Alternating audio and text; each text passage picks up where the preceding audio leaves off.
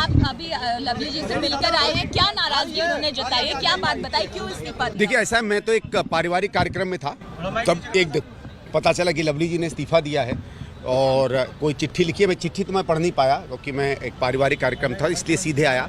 बात हुई है, बहुत स्पष्ट रूप से उनके मन में बहुत पीड़ा है और कुछ चीज़ों को लेकर आंदोलित हैं। उनको लगता है कि पिछले महीने 2 महीने में जिस तरीके से जो बातें, मैंने ठीक से क्योंकि चिट्ठी नहीं पढ़ी पूरे हर पॉइंट पर, तो मैं नहीं कोई प्रतिक्रिया दे पाऊंगा, लेकिन एक व्यक्तिगत पीड़ा है, एक कांग्रेस अध्यक्ष होके और एक कांग्रेस का कार्यकर्ता होके, और मुझे लगता है कि जो बातें उन्होंने कही हैं उनकी पीड़ा, इस पर गंभीरता से ध्यान जरूर देना पड़ेगा।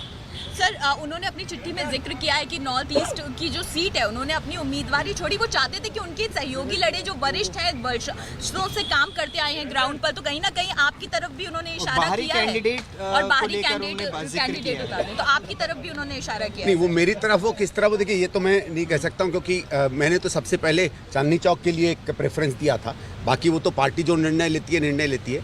मेरे ख्याल से उनका एक पीड़ा और जो एक अंदर की है कि जिस तरीके से, देखिए दिल्ली में कांग्रेस ऐसी स्थिति में है कि हम संघर्षरत हैं। हम पिछले 8-10 साल से जो दुष्प्रचार हुआ कांग्रेस के खिलाफ, उसके बारे में वापस अपनी पुरानी साख को वापस लाने के लिए हम लोग संघर्ष कर रहे हैं। कांग्रेस का जो भी अध्यक्ष बना है, ये कोई ताज तो है नहीं, एक तरीके से कांटों का ताज है।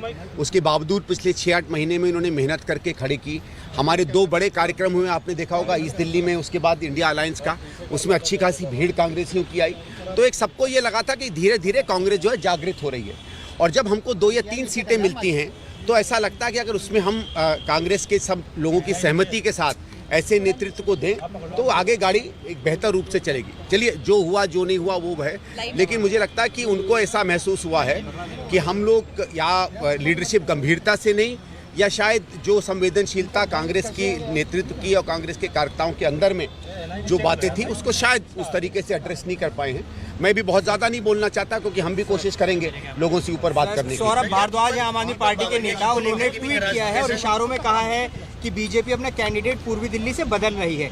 इशारा संभवतः अरविंदर सिंह लवली पर ही है, उनके इस्तीफे के बाद ही ट्वीट आया है। इस पर क्या कहना है आपका? देखिए, आम आदमी पार्टी से हमारा एक ब्रॉड वैचारिक राष्ट्रीय मसलों पर एक समझौता है।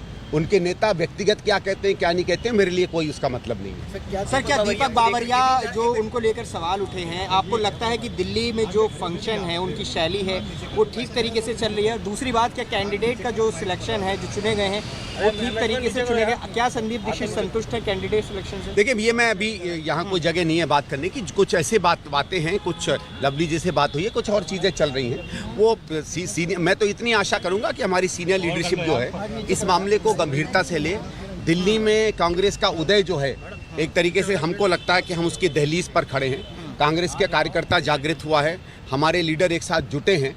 ऐसी कोई बात ना हो जाए कि जो हम लोगों ने पिछले 2-3 साल में राजनीतिक रूप से गेन किया है उसमें हम फिर पिछड़ने लगे। गंभीरता से संपर्क किया है? ये मुझे आइडिया नहीं, मैं तो सिर्फ उनको व्यक्तिगत मिला, उनसे बात की, थोड़ा सा चाय पी उनके साथ, अपनी एक उनसे अपनी फीलिंग्स किए, उसके बाद ज्यादा बात नहीं हुई। संदीप सर, आम आदमी पार्टी के साथ गठबंधन को लेकर भी नहीं, देखिए वो मेरी कोई इतनी डिटेल में बात नहीं हुई। जैसे मैं कह रहा हूँ, एक ब्रॉड बात हुई थी, कुछ पिछले कुछ दिनों से भी बात हो रही थी। तो अगर मैं किसी पर्टिकुलर पॉइंट पर कोई बात कहूं और ये दर्शाऊं कि ये उनकी तरफ से कोई भावना है तो वो गलत होगी, क्योंकि मैंने कोई डिटेल में उनसे बात नहीं की है। बीजेपी में तो नहीं जाएंगे अरविंदर सिंह लवली, क्योंकि एक बार वो पहले भी जा चुके थे। नहीं, देखिए, ना मैंने इस विषय की कोई बात उनसे की है, और मुझे याद है जब सवेरे मैंने उन पे फ़ोन पे बात की थी कि ऐसा हुआ। वो ज़्यादा बात नहीं कर पाए क्योंकि बहुत फ़ोन आ रहे होंगे। उन्होंने यही कहा कि मैंने इससे इस्तीफा दिया है, और मैंने ये भी कांग्रेस नेतृत्व को कहा है कि मैं कांग्रेस का कार्यकर्ता हूं और कांग्रेस के लिए काम करता रहूंगा। कोई हाईकमान से मैसेज अभी तक सर? मुझे इसका कोई आइडिया ना, मैंने ये पूछा है ना उन्होंने कोई चर्चा की।